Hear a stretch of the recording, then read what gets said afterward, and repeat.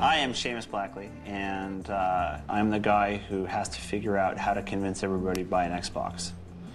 I get fired if Xbox games suck. Well, I was actually the guy who wrote the first Xbox memo, so I've been on the Xbox team longer than anyone else. I was working in the DirectX group. We were trying to think of ways to make gaming on Windows better, and the ultimate example of ease of gaming is a game console. It came together kind of like an illegal poker game. A bunch of guys who just like to hang out together realized that it was a really good idea. In the current environment, I don't think any company besides Microsoft could really compete with Nintendo or compete with Sony. The idea of getting into this arena as a software company, not as a hardware company, not as kind of a toy company, is exciting because it means that the rules can really change for the way that the game industry works. And so I think when we thought about Xbox, at the very beginning, we really thought that we could create an agent of change, that we could create a vehicle that would usher in this new age of video gaming that everybody likes to pontificate about, but in a very real way. The toughest thing about Xbox was not hardware, software technology at all. The technology is easy. The toughest thing about Xbox was getting Microsoft to understand that the game business is an entertainment business. It's not a technology business, and it's not a software business. My favorite quote is, never confuse game development with software development. There's software involved, right? But that's not actually what you're doing. When you think of Xbox, think of it fundamentally as as an asymmetric multiprocessor environment. Think of it as kind of a band. It's like a rock band. You got your drummer and your lead guitar player and your rhythm guitar player and a bass player and a singer. Right? All of these processors in Xbox are totally independent. And that's very special and new in game console architecture. So the graphics processor in Xbox is really good at lighting. It's very good at surface definition. It's very good at things which are not traditional console graphics processor techniques. Is that bad? No, it's great, actually. A great example that I like to give is I'll ask people how many polygons they think the dinosaurs in Jurassic Park had, like the T-Rex model, say. The main close-up T-Rex model in Jurassic Park. The answer is 80,000, which is remarkably low. Well, why is that? Well, it's because to draw something which looks great, you don't add polygons. You add surface detail. You give artists control of what a scale looks like on a dinosaur, of how it glistens. And that's pixel shading. That's vertex shading. And that's what Xbox does. And that's totally unavailable on any other system. So when you see Shrek, you see Halo, you see how great they look, it's because the technology that we put in really enabled the control of the look of a scene to be given to the artists. You know, you want somebody sitting there making this beautiful model and just having Xbox just draw it.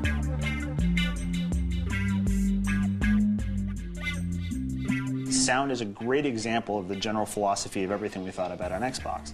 Sound is the terrible, like, disfigured stepchild of the game industry. Sound always gets added last. It always gets no budget. It gets no memory. It gets no CPU.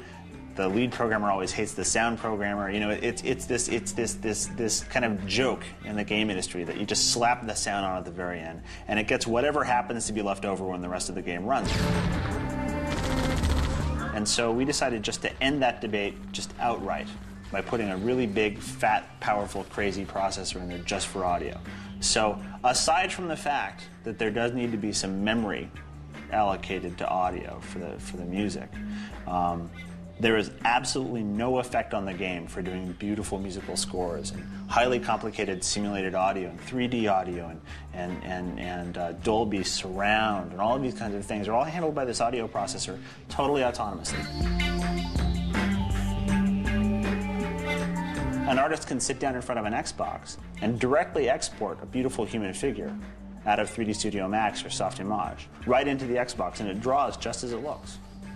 So that the artist is really now completely in charge of the process. By putting that power into the hands of the artists, you create an entirely different kind of game. You create an entirely different kind of game process. You change the game industry, and you put games on a footing that's more level with other traditional media. Most people don't realize that game developers are artists. Most people don't realize that they come from film and television, and from rock bands and all these different places, because they love this place where technology and art blend. And the reason that Xbox has such support among people who make games is because it's absolutely, without question, the finest platform to build games for that's ever existed. And the reason is it was designed by people who had been making games, who knew exactly what to do.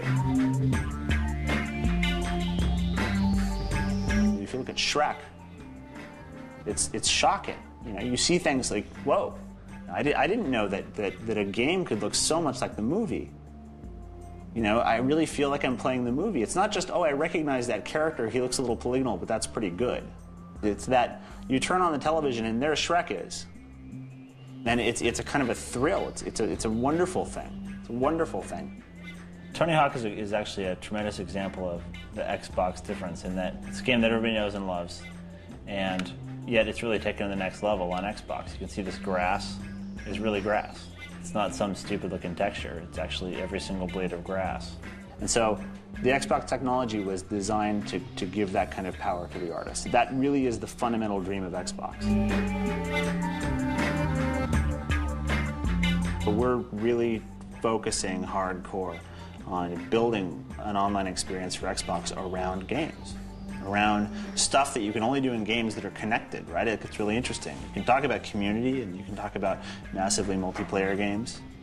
You can imagine episodic games in which you get a new level every week. You can talk about downloadable stuff. You have to open your mind to every new idea you possibly can imagine. But at the same time, that imagination has to be tempered with what you know is true.